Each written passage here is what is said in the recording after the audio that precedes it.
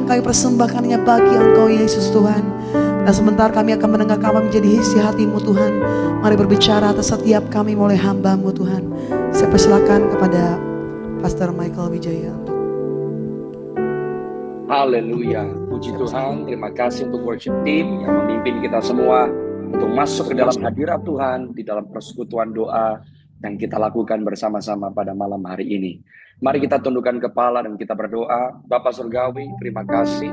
Setiap kali kami berkumpul di dalam nama Tuhan Yesus Kristus, maka Engkau hadir di tengah-tengah kami.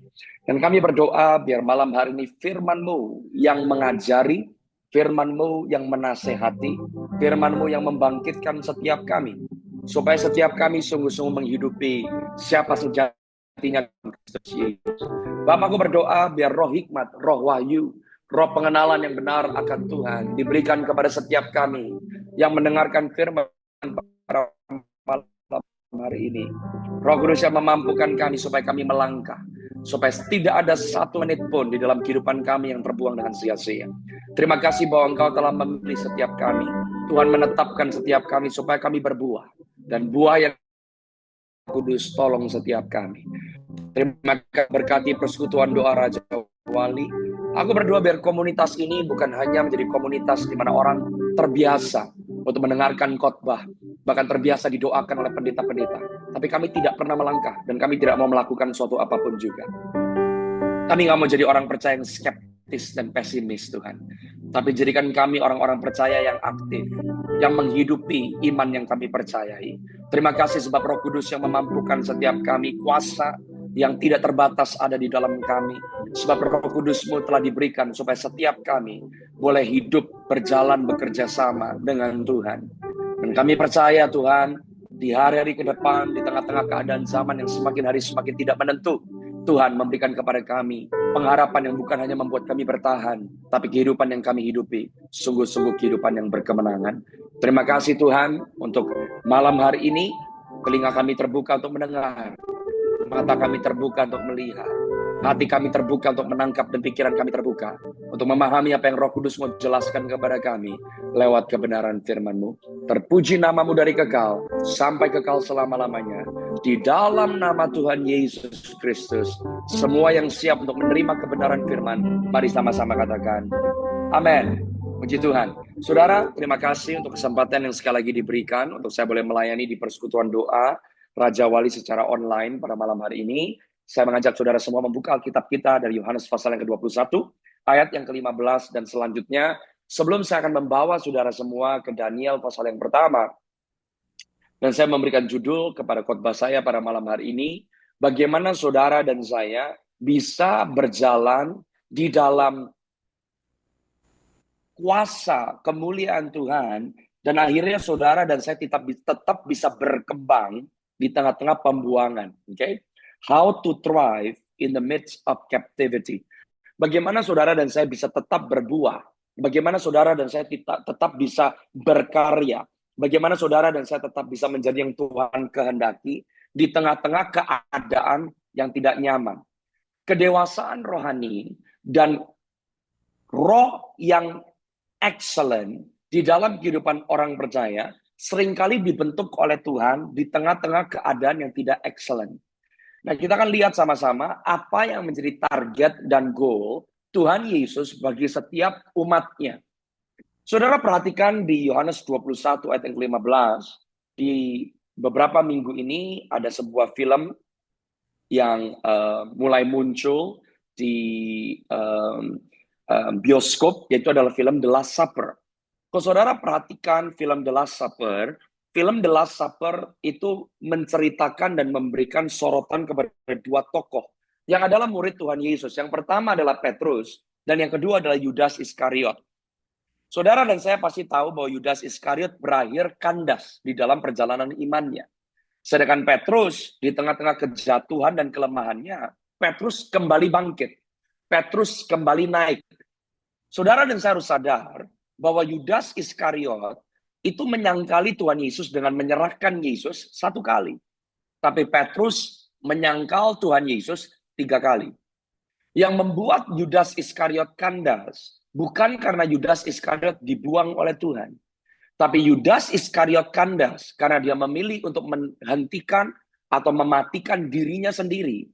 Waktu Tuhan belum selesai bekerja di dalam kehidupan Yudas Iskariot. Petrus berbeda. Petrus tidak mengakhiri kehidupannya, tapi Petrus merendahkan hatinya untuk bangkit di tengah-tengah titik yang paling rendah yang dialami oleh Petrus. Tuhan seringkali belum selesai bekerja di dalam kehidupan orang percaya, dan seringkali orang percaya mati di tengah jalan karena orang percaya mematikan dirinya. Kegagalan yang dialami oleh Yudas Iskariot bukan karena dibuang oleh Yesus, tapi dia membuang dirinya. Di tengah-tengah kejatuhan Petrus, waktu Tuhan muncul, nanti kita akan lihat di Yohanes 21, titik terendah Petrus menjadi titik awal kebangkitan Petrus.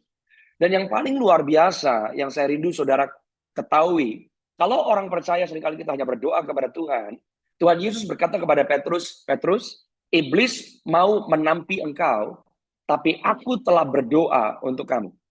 Orang percaya berdoa kepada Tuhan Yesus itu biasa. Tapi jika Tuhan yang berdoa bagi saudara dan saya, itu luar biasa. Siapa yang didoakan oleh Tuhan Yesus? Murid. Murid yang dijadikan sama seperti dia. Murid yang dibawa kepada perjalanan supaya menjadi sama seperti gurunya. Karena hanya murid yang dibutuhkan untuk menjadi sama seperti gurunya. Jika saudara dan saya hanya jadi orang Kristen yang datang ke gereja karena kita mau mendengarkan khotbah, bahkan kita datang dengan mentalitas kita mau dilayani, kita tidak akan pernah menjadi sama seperti Yesus. Sebab pemuritan bukan apa yang kita terima, pemuritan bicara tentang apa yang kita bisa berikan. Murid Kristus dinilai bukan karena apa yang kita terima dari Tuhan. Berkat, pertolongan, kesehatan, kesembuhan, itu bukan karena kita, karena Tuhan Yesus baik. Dia menyembuhkan yang sakit, dia menolong yang perlu pertolongan, dia melepaskan yang terbelenggu, dan itu tersedia bagi semua orang. Saudara dan saya hanya perlu jadi manusia. Kalau kita bukan binatang, maka Yesus Kristus datang ke dunia untuk manusia. Seorang murid Kristus tidak dinilai karena apa yang kita terima dari Tuhan. Saudara bisa jadi orang yang paling diberkati, tapi kita tetap masih ada di dalam neraka. Saudara bisa menjadi orang yang disembuhkan, dilawat, ditolong, dimerdekakan, tapi tetap bisa ada di dalam neraka. Saudara dan saya bisa dikaruniai dan tetap berakhir di dalam neraka. Karena karunia adalah pemberian. Sama seperti keselamatan saudara dan saya adalah pemberian. Bukan karena upah kebaikan kita. Orang berkarunia bisa tetap ada di dalam neraka. Tapi orang yang memiliki karakter Kristus tidak mungkin ada di dalam neraka. Jadi saudara dan saya dinilai sebagai orang percaya bukan karena kenapa kamu Kristen? Karena Tuhan berkenan kepada saya. Karena saya diberkati. Karena saya sehat. Saya sakit sembuh. Saya butuh pertolongan, saya ditolong. Saudara dan saya ditolong karena kita manusia. Kalau saudara dan saya dinilai sebagai murid, yang harus ditanya, apa yang saudara bisa kontribusikan kepada kerajaan Allah? Apa yang saudara bisa berikan kepada Yesus? Oleh sebab itu, jika orang percaya enggan melayani, Anda hanya dengar khotbah, Anda hanya dilayani, Anda hanya terima tapi tidak pernah memberi, harus dipertanyakan saudara dan saya pada hakikatnya murid atau bukan. Karena kalau murid, Anda harus bergerak. Saudara bisa haleluya, haleluya, haleluya. Anda bisa terima firman setiap hari Minggu.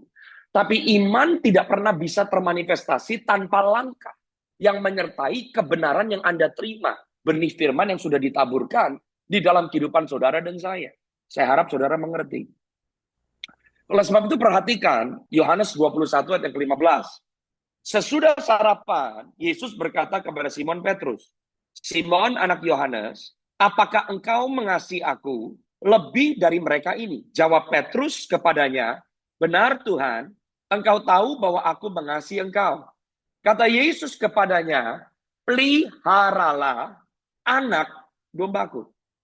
Tuhan Yesus tidak bertanya kepada Petrus di tengah-tengah keadaan yang paling rendah, titik rendah yang dialami oleh Petrus. Karena Petrus sudah menyangkal Yesus 3 kali, dia berusaha kembali ke profesinya yang lama. Bahkan di tengah-tengah profesinya yang lama, dia mencoba menangkap ikan, tapi dia tidak bisa melakukan apa-apa. Ternyata pengalamannya, ternyata keterampilannya tidak bisa menghasilkan apa-apa. Petrus kembali ke masa lampaunya, Bahkan waktu Petrus berusaha untuk bersandar kembali kepada masa lampaunya, Petrus pun tidak mendapatkan hasil apapun. Saudara dan saya harus sadar bahwa seringkali orang percaya seperti itu. Kalau saudara dan saya tidak pernah beranjak dewasa dan menjadi seperti murid, saudara dan saya akan selalu gampang kembali ke masa lalu. Kembali ke tabiat lama. Karena kita kecewa dengan diri kita sendiri. Kecewa dengan pendeta. Kecewa dengan gereja. Kalau orang percaya tidak beranjak kepada kedewasaan, maka iman kita selalu dikondisikan dengan keadaan kita. Tapi semakin saudara dan saya dewasa, Anda maju dan bukan mundur ke belakang. Waktu Petrus ada di titik terendah Petrus, Tuhan tidak bertanya kepada Petrus, Petrus, Simon, anak Yohanes, apakah kamu tahu bahwa aku mengasihi kamu? Pertanyaannya tidak seperti itu. Pertanyaannya adalah, Simon, anak Yohanes, apakah kamu mengasihi aku? Bukan apakah kamu tahu bahwa aku mengasihi kamu.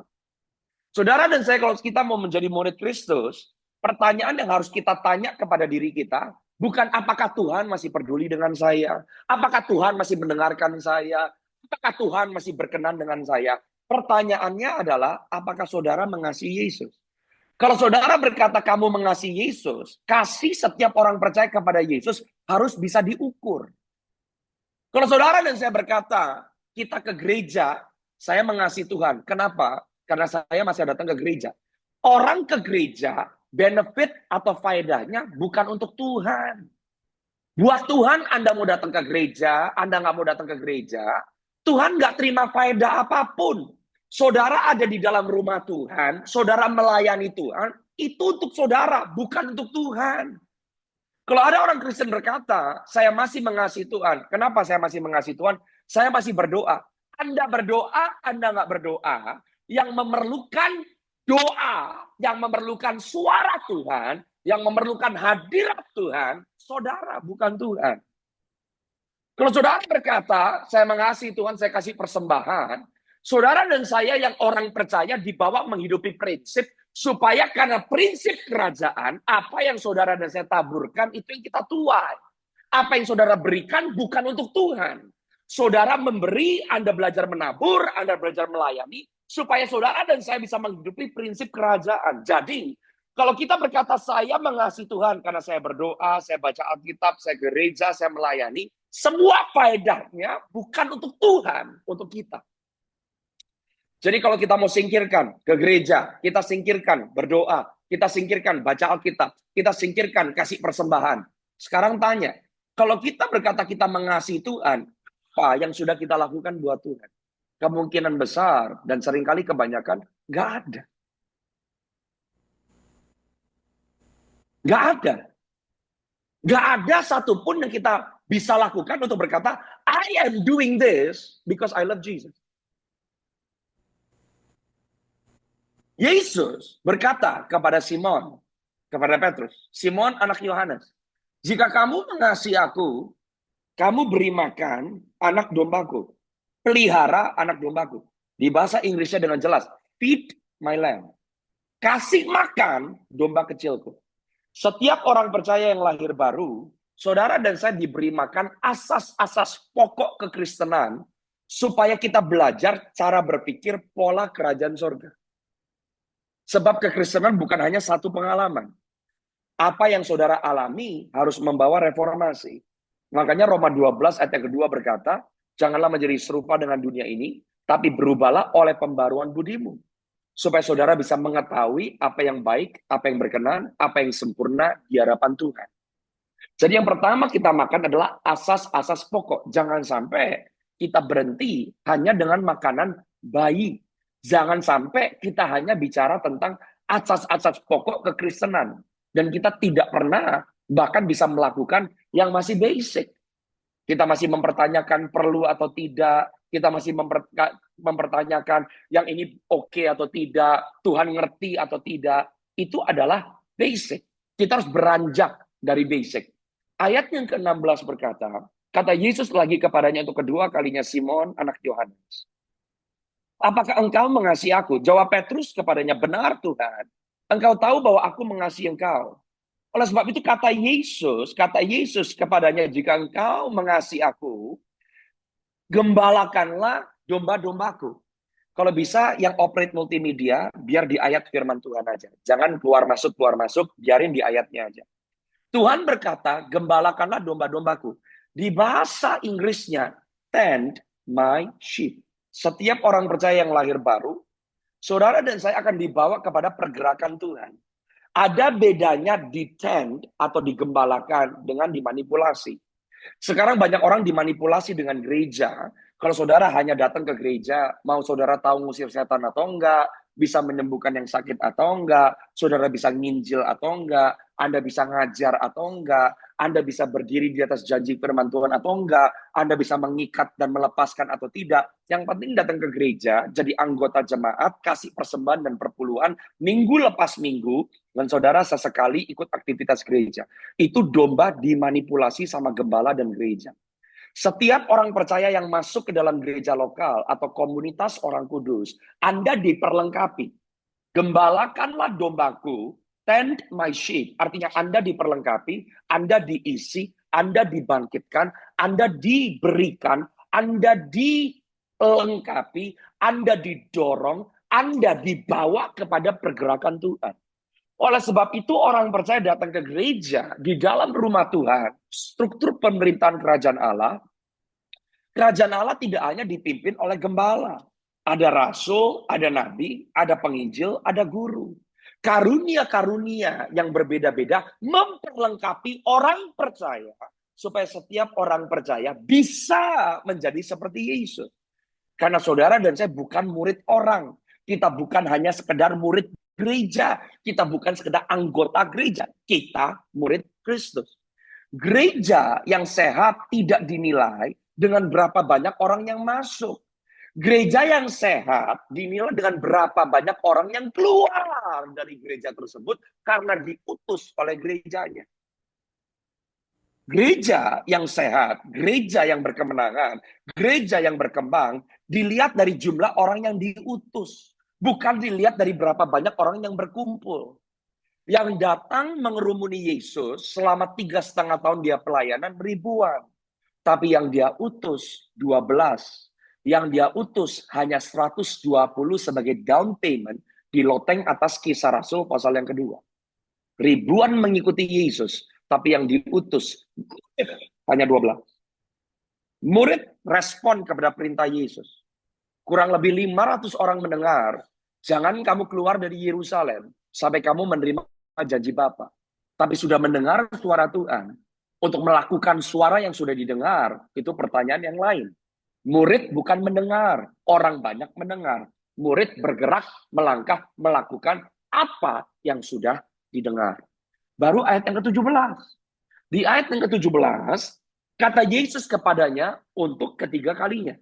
Simon, anak Yohanes, apakah engkau mengasihi aku?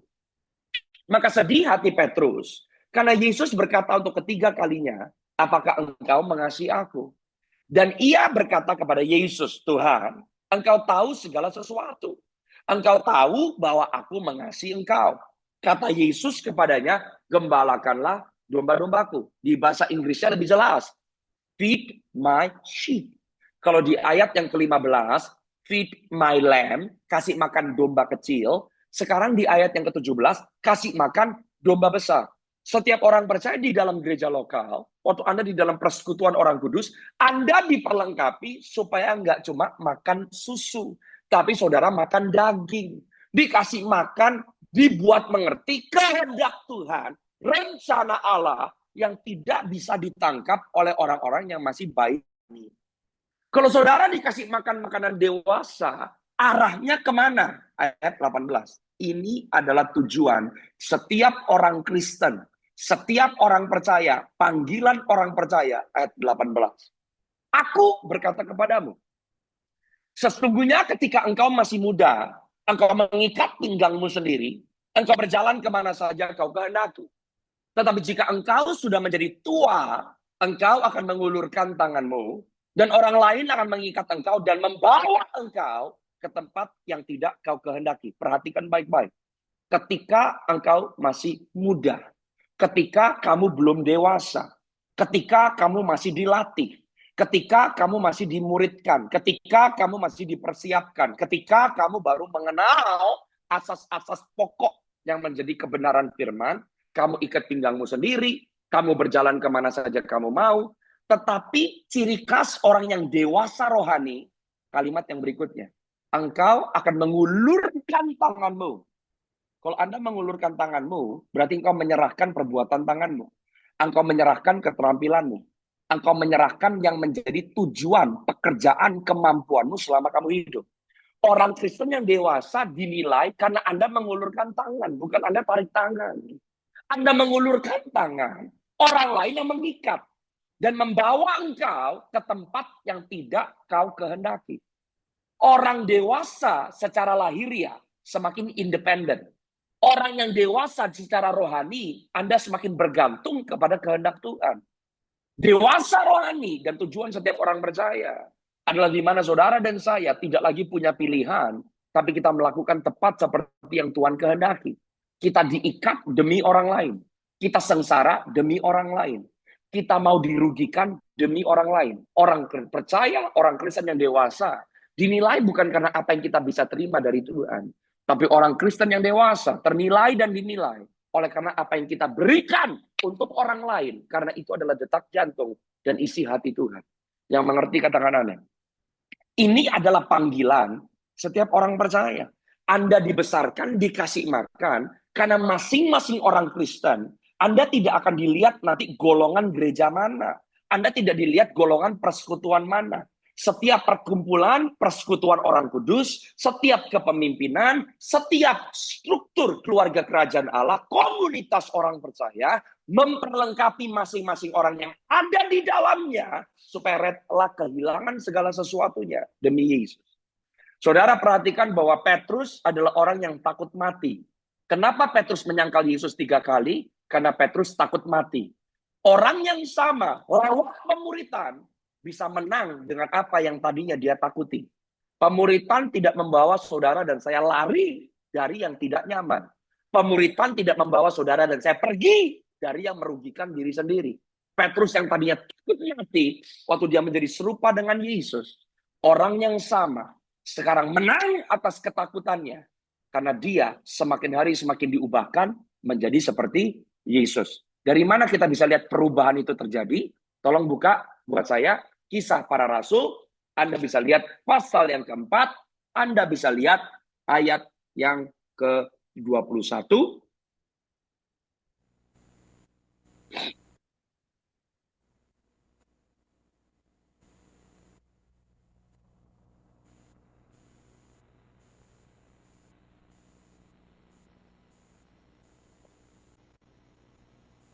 Oke.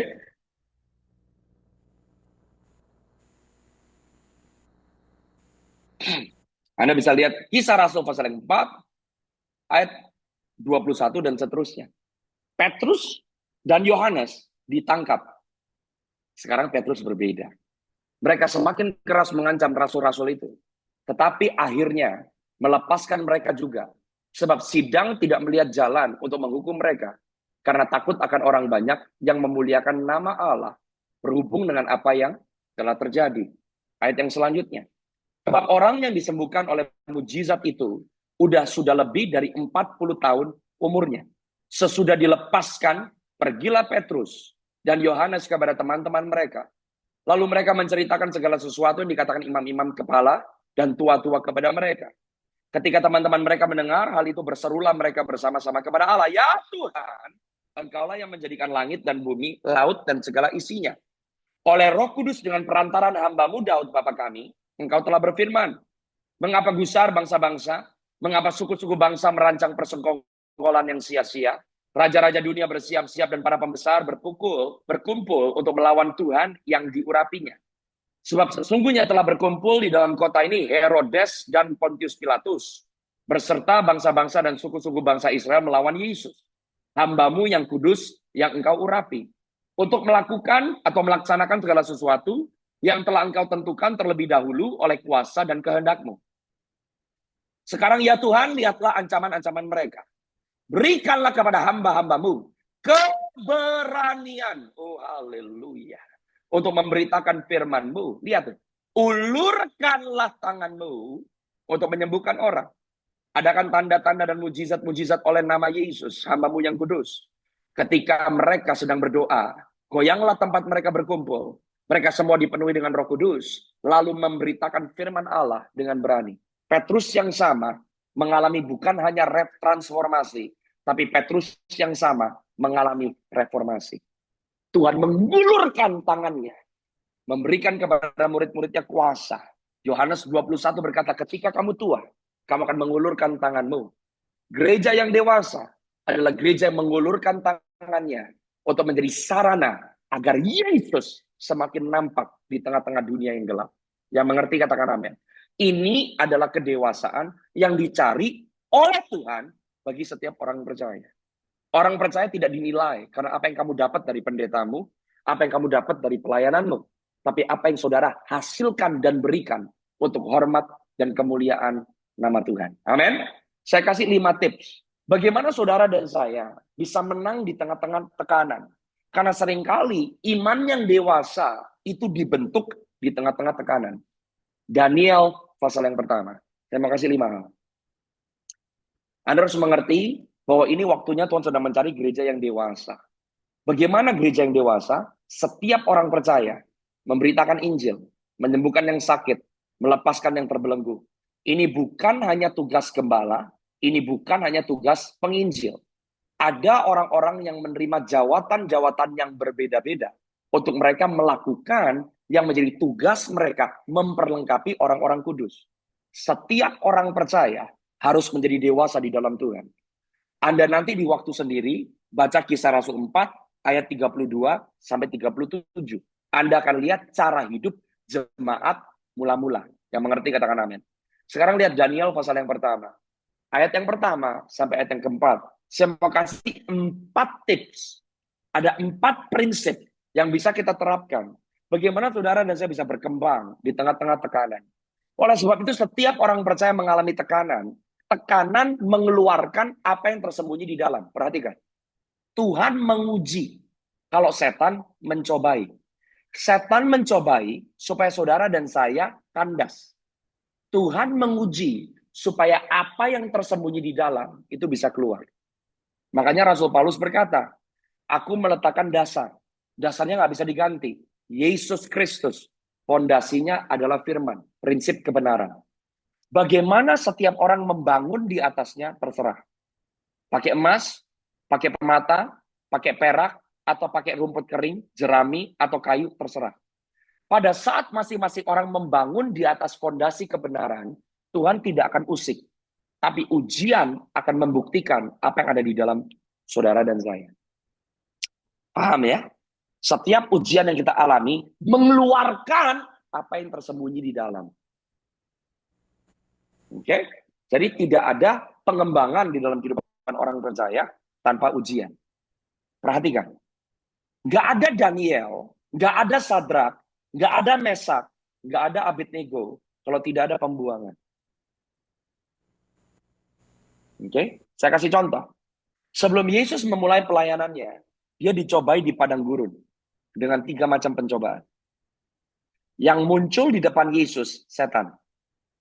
Sebelum Yesus naik ke atas kayu salib, melakukan tugasnya yang paling primer, yaitu mati bagi penebusan umat manusia, dia harus berhadapan dengan taman yang namanya Taman Getsemani.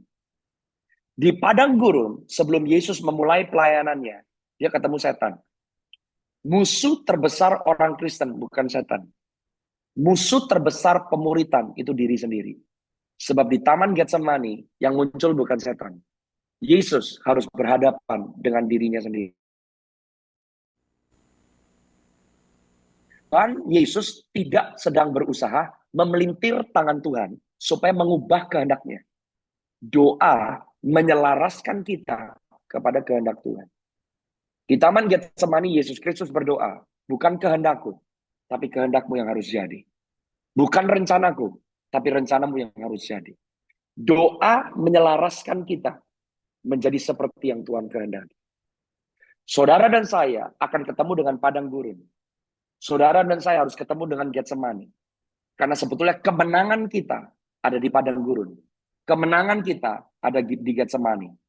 Kemenangan yang Yesus alami di padang gurun melepaskan kuasa Tuhan yang tidak terbatas selama 3,5 tahun dia melayani. Kemenangan Yesus di Taman Getsemani membuat Yesus selesai sampai titik darah penghabisan. Kemenangan dimenangkan waktu saudara dan saya menang di tengah-tengah situasi yang paling tidak memungkinkan.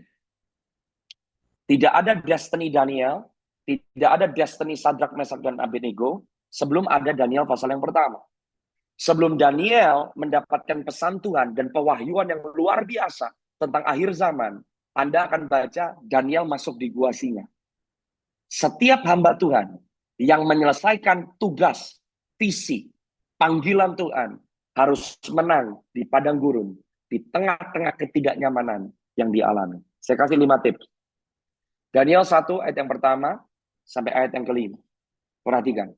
Pada tahun yang ketiga, pemerintahan Yoyakim Raja Yehuda, datanglah Nebukadnezar Raja Babel ke Yerusalem, lalu mengepung kota itu. Ayat yang kedua, Tuhan menyerahkan Yoyakim Raja Yehuda dan sebagian dari perkakas-perkakas di rumah Allah ke dalam tangannya. Semuanya itu dibawanya ke tanah Sinear, ke dalam rumah dewanya. Perkakas-perkakas itu dibawanya ke dalam pembendaraan dewanya. Ayat yang ketiga, Raja bertitah kepada Aspenas, kepala istananya, untuk membawa beberapa orang Israel yang berasal dari keturunan raja dan dari kaum bangsawan. Mereka itu orang-orang muda yang tanpa cacat, berperawakan bagus, memahami berbagai hikmat, berpengetahuan banyak, mempunyai pengertian tentang ilmu, cakap untuk bekerja dalam istana raja. Mereka akan diajar sastra dan bahasa orang Kasdim. Raja menetapkan bagi mereka jatah setiap hari dari santapan raja dan dari anggur yang biasa diminumnya. Mereka harus dididik selama 3 tahun dan sesudah itu mereka harus bekerja bagi raja. Tips yang nomor 1, jangan tolak ketidaknyamanan. Seringkali saudara dan saya harus sadar bahwa hal-hal yang tidak nyaman di dalam kehidupan saudara dan saya seringkali bukan karena peran setan. Ada hal-hal yang tidak nyaman. Ada masalah pergumulan yang saudara harus lewati. Dan pergumulan masalah ketidaknyamanan yang saudara dan saya lewati nggak bisa ditengking. Dari mana ayatnya? Coba tolong dibuka buat saya. Yeremia 27 ayat yang ke-6.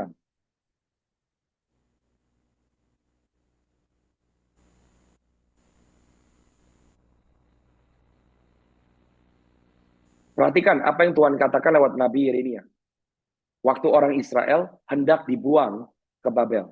Sekarang, aku menyerahkan segala negeri ini ke dalam tangan hambaku. Di mata orang Israel, Nebukadnezar monster. Di mata orang Israel, Nebukadnezar penjajah. Tapi di mata Tuhan, Nebukadnezar hambanya. Seringkali orang Kristen nggak paham. Apa yang saudara dan saya coba tengking, apa yang saudara dan saya coba untuk hindari, apa yang saudara dan saya coba untuk hiraukan atau halaukan adalah hamba Tuhan. Seringkali ketidaknyamanan, di mana saudara dan saya berusaha melarikan diri. Ternyata ketidaknyamanan, musuh, orang yang paling buat hidup kita sengsara adalah hamba Tuhan. Dan jika saudara dan saya diizinkan untuk ada di dalam pembuangan, saudara nggak bisa tengking pembuangan. Saudara nggak bisa lari dari pembuangan.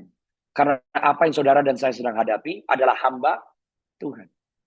Kabar baiknya adalah, jikalau masalah orang yang menentang saudara adalah hamba Tuhan, berarti musuh yang paling buruk yang saudara dan saya sedang alami atau hadapi di bawah kontrol Tuhan. Jadi orang percaya yang mau menjadi seperti Kristus, kalau saudara dan saya mau berhasil menjadi terang dan garam dunia, kalau saudara dan saya mau dibentuk menjadi orang-orang yang excellent dan berpengaruh selama kita hidup, saudara dan saya harus belajar, jangan tolak ketidaknyamanan. Tidak ada Daniel, tidak ada Sadrak, tidak ada Mesak, tidak ada Abednego, kalau tidak ada pembuangan ke Babel. Tips yang nomor 2. Coba kembali ke Daniel pasal yang pertama, ayat yang kedua. Ini kenapa saudara dan saya harus mengenali hubungan kita di dalam Tuhan itu harus seperti apa. Orang yang semakin dewasa di dalam Tuhan, Anda nggak kecanduan minta dinubuatin sama orang. Orang percaya yang dewasa, Anda mendoakan orang, bukan minta didoain terus.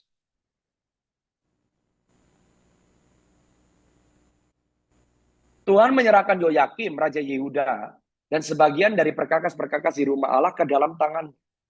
Saudara harus sadar, buat orang Yahudi, mereka tidak bisa melakukan ibadah mereka kalau tidak ada perkakas-perkakas bait suci. Waktu orang Israel dibuang ke Babel, perkakas-perkakas bait suci ternyata diambil sama Raja Babel. Kenapa Daniel, Sadrak, Mesak, dan Abednego tetap bisa bukan hanya bertahan tapi berkemenangan di tengah-tengah pembuangan? Sebab penyembahan atau hubungan intim mereka dengan Tuhan tidak ditentukan dengan bait suci yang di luar.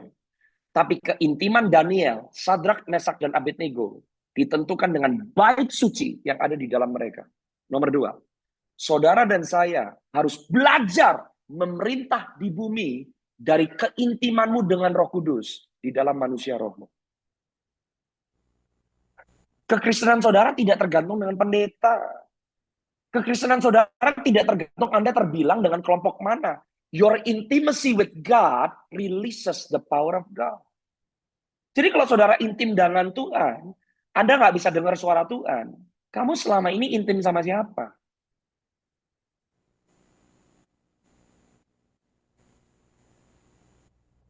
Belajar memerintah because of your intimacy with God. Oleh sebab itu kalau orang percaya masing-masing punya hubungan yang intim dengan Tuhan, Anda bisa mendengar suara Tuhan. Anda membawa nilai tambah. Saudara cari gereja bukan mencari tempat yang bisa menambahkan saudara loh. Saudara yang menggabungkan diri ke tempat di mana karena ada saudara, tempat di mana Anda bergabung dapat nilai tambah. Jadi orang percaya berkumpul disatukan karena visi.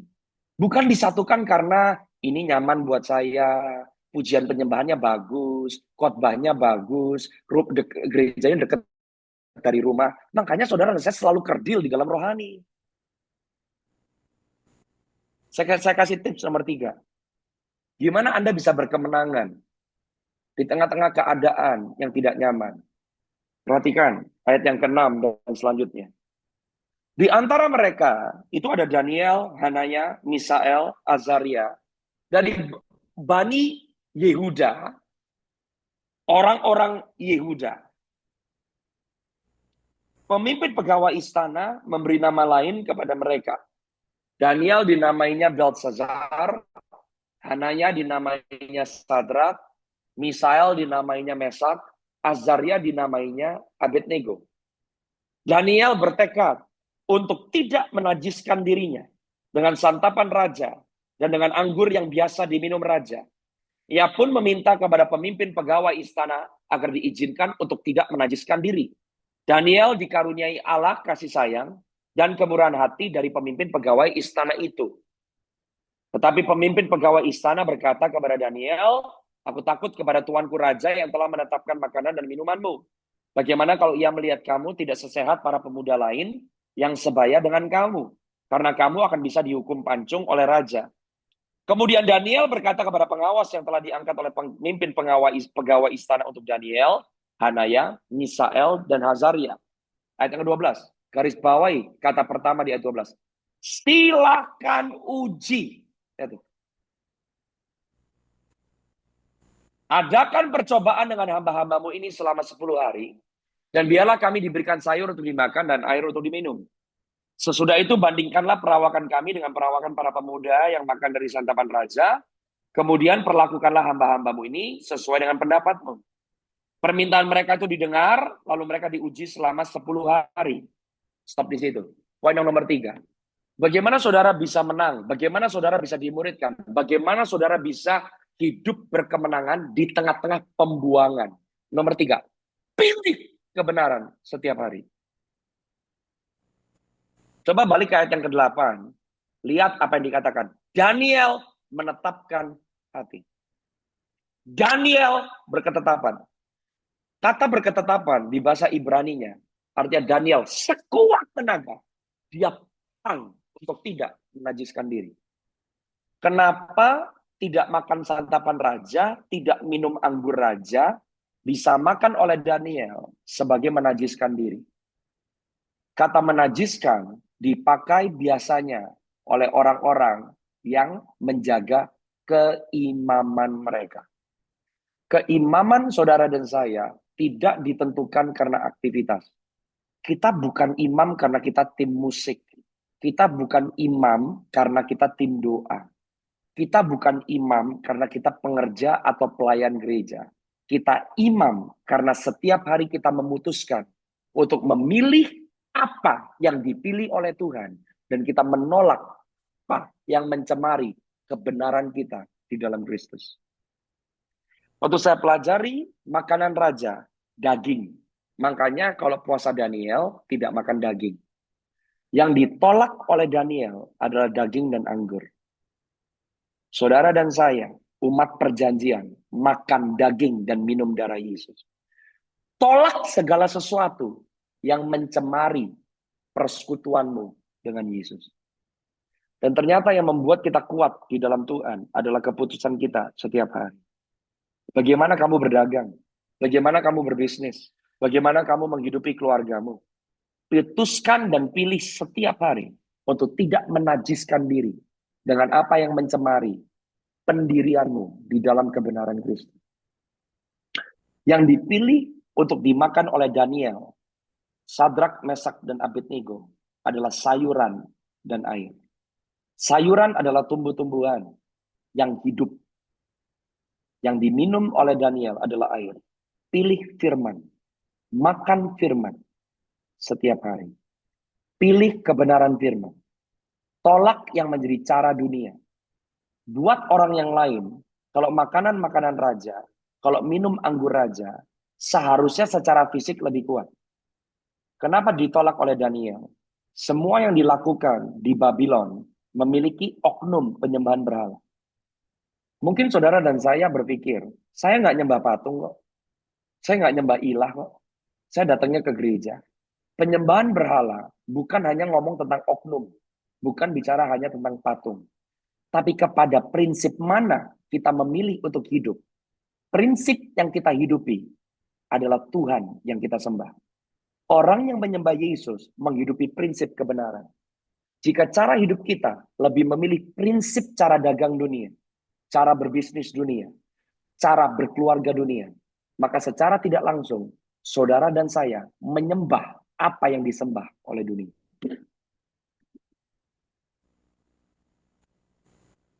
Yang mengerti katakan amin. Daniel, Hanaya, Mishael, Azaria diberikan nama Babilonia.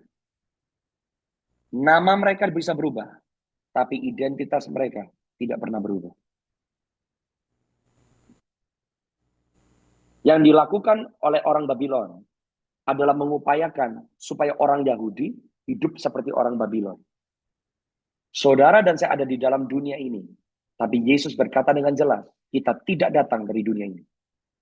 Saudara dan saya ada di dalam dunia, tapi cara hidup kita berbeda dengan cara hidup dunia ini. Yang nomor 4, bagaimana saudara bisa berkemenangan di tengah-tengah masa pembuangan? Ayat yang ke-15. 10 hari kemudian, ternyata perawakan mereka lebih baik, dan mereka kelihatan lebih gemuk daripada semua pemuda yang telah makan dari santapan raja. Selanjutnya pengawas itu selalu mengambil makanan mereka, dan anggur yang seharusnya mereka minum, dan memberikan sayur kepada mereka. Jadi nggak cuma masa karantina 1 minggu, 10 hari. Itu menjadi lifestyle. Ini bukan kelinci percobaan, tapi ini kehidupan. Kepada keempat pemuda itu, ayat 17, Allah memberikan pengetahuan dan kepandaian tentang berbagai sastra dan hikmat. Daniel juga mempunyai pengertian tentang berbagai penglihatan dan mimpi. Oh, haleluya. Kalau Anda baca tadi di Daniel 1, ayat yang keempat, di ayat yang keempat tercatat semua keterampilan jasmani yang dimiliki oleh Daniel dan sahabat-sahabatnya. Tapi di ayat yang ke-17, yang diterima oleh Daniel, yang diterima oleh Hanaya, Mishael, dan Azaria adalah kuasa supranatural, pertolongan ilahi yang hanya bisa datang dari Tuhan. Nomor 4, percaya kepada kuasa Tuhan yang supranatural. The moment orang Kristen sudah tidak lagi percaya akan kuasa Tuhan yang supranatural, maka saudara dan saya bukan lagi orang percaya. Tolong garis bawahi ayat 17. Kepada keempat orang muda itu, Allah memberikan pengetahuan, kepandaian tentang berbagai-bagai tulisan dan hikmah. Sedang Daniel juga mengerti tentang berbagai-bagai penglihatan dan mimpi. Ini pengurapan. Ini nubuatan sebetulnya. Bukankah Alkitab berkata di Yoel 2:28, di akhir zaman ini, roh Tuhan akan ada pada semua umat manusia. Anak-anak bernubuat, yang muda mendapat penglihatan, yang tua mendapat mimpi. Di tengah-tengah keadaan zaman yang semakin bobrok, Tuhan sedang mencari Daniel yang bisa dia bangkitkan.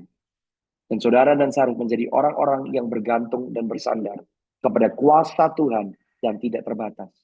Tidak masuk akal secara logis, tapi adalah prinsip kebenaran yang membawa realitas surga termanifestasi. Kehendak Tuhan termanifestasi.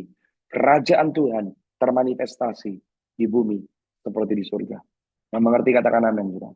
Anda harus minta the supernatural power of God. Kuasa supranatural Tuhan akan dialami oleh orang-orang yang terlebih dahulu berani melangkah menuruti prinsip kebenaran firman. Itu yang poin nomor 3. Pilih Tuhan. Pilih kebenaran. Pilih prinsip Alkitab setiap hari. Dan yang terakhir yang nomor 5. Daniel 9 ayat 23.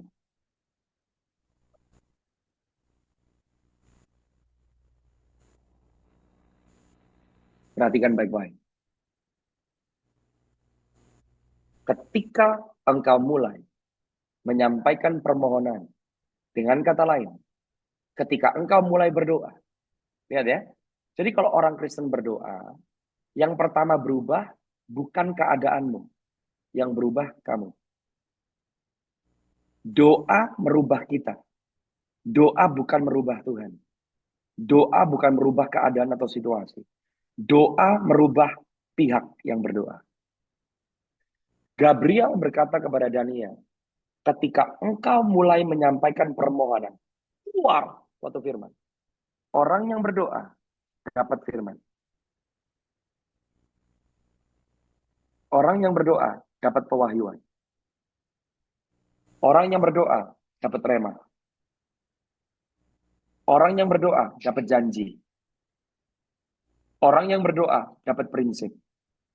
Kalau saudara sudah dapat janji, dapat prinsip, dapat landasan, Gabriel berkata, maka aku datang untuk memberitahukannya kepadamu. Tiba-tiba surga manifestasi. Pertolongan ilahi manifestasi. Reinforcement dari surga manifestasi. Intervensi surga mulai Anda alami. Perhatikan kalimat selanjutnya.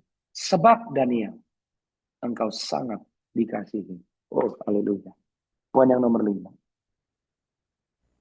Bagaimana Anda bisa berkemenangan di tengah-tengah pembuangan? Hidup bersandar kepada kasih Yesus yang sempurna.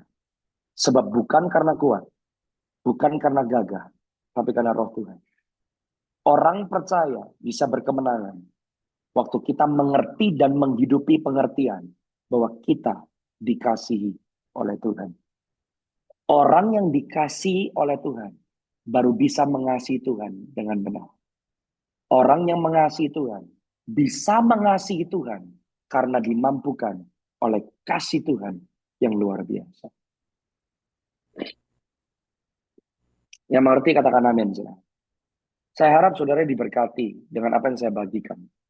Saya berdoa setiap orang yang bergabung di persekutuan doa Raja Wali. Ini waktunya jadi dewasa. Anda dinilai bukan karena apa yang kamu terima. Anda dinilai karena apa yang kamu berikan untuk Tuhan.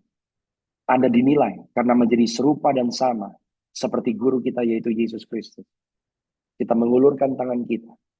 Kita dibawa ke tempat yang kita tidak kehendaki. Tapi di situ Allah beserta dengan kita. Selama kita hidup, kita menyatakan Kristus. Kerajaannya datang dan kehendaknya jadi di bumi seperti di surga. Amin. Mari persiapan perjamuan kudus. Kita mau sama-sama masuk di dalam perjamuan kudus. Supaya firman yang saudara dengar, Anda bukan hanya imani, tapi Anda hidupi. Dengan pertolongan Roh Kudus, Anda terapkan di dalam kehidupanmu. Dan saya percaya, firman yang menjadi rema, melepaskan kuasa Tuhan yang tidak terbatas, memampukan saudara dan saya. Dan orang-orang yang hidup di dalam firman, akan menjadi seperti pohon tarbantin kebenaran, tanaman Tuhan. 1.000 rebah di sebelah kiri, 10.000 bisa rebah di sebelah kanan. Tapi orang benar tidak bisa digoyahkan. Amin. Haleluya. Mari angkat tanganmu sama-sama dan angkat roti.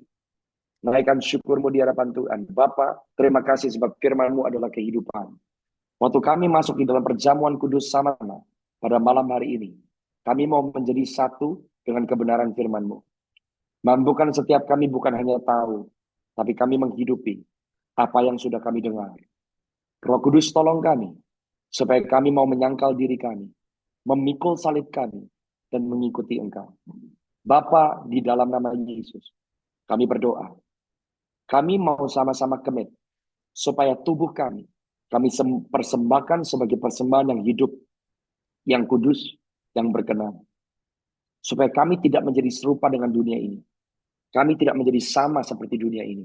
Tapi kami diubahkan dan berubah oleh pembaruan budi kami. Supaya kami tahu, kami menghidupi yang menjadi kehendak Allah.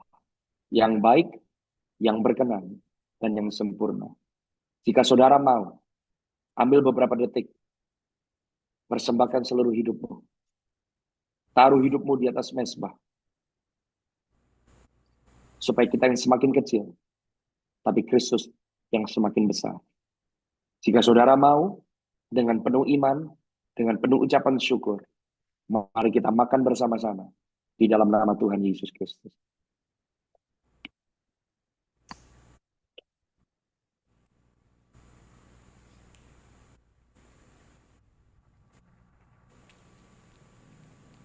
Terima kasih Tuhan Yesus.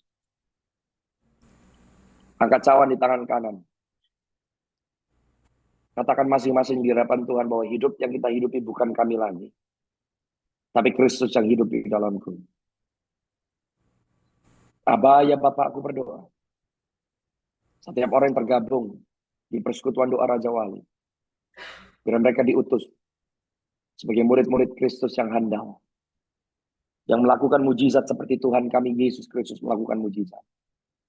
Sehingga di dalam setiap aspek kehidupan kami, kerajaan sorga menjadi sebuah realita yang kami hidupi. Aku berdoa, waktu kami minum anggur ini sama-sama, yang lemah dikuatkan, yang tidak berdaya dimampukan. Terima kasih Engkau tidak memperdaya kami, tapi Engkau memberdayakan setiap kami. Kalau saudara mau menjadi satu dengan Kristus, Dia tinggal di dalam saudara, dan saudara tinggal di dalam Dia. Mari minum bersama-sama, dengan penuh iman, dengan penuh ucapan syukur, di dalam nama Tuhan Yesus Kristus.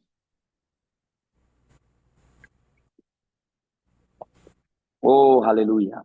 Angkat tanganmu tinggi-tinggi, naikkan syukurmu di hadapan Tuhan.